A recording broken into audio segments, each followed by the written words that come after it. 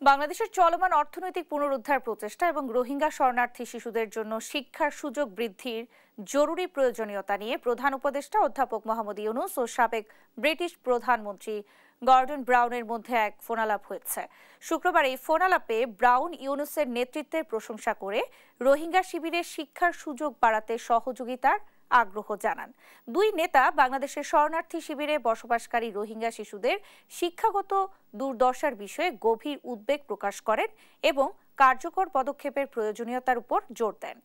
বাংলাদেশে শিগগিরই ব্রাউন সফরের ইচ্ছাও প্রকাশ করেন। এছাড়া এদিন যুক্তরাজ্যের এফসিডিও এর দক্ষিণ এশিয়া বিভাগের প্রধান লেসলি ক্রেগ ও কমোডর ওয়ালি প্রধান উপদেষ্টার সঙ্গে সাক্ষাৎ করেন। তারা বাংলাদেশ নৌবাহিনীর জন্য প্রস্তাবিত সমুদ্র জরিপ জাহাজ HMS এন্টারপ্রাইজ সম্পর্কে বিস্তারিত তুলে ধরেন।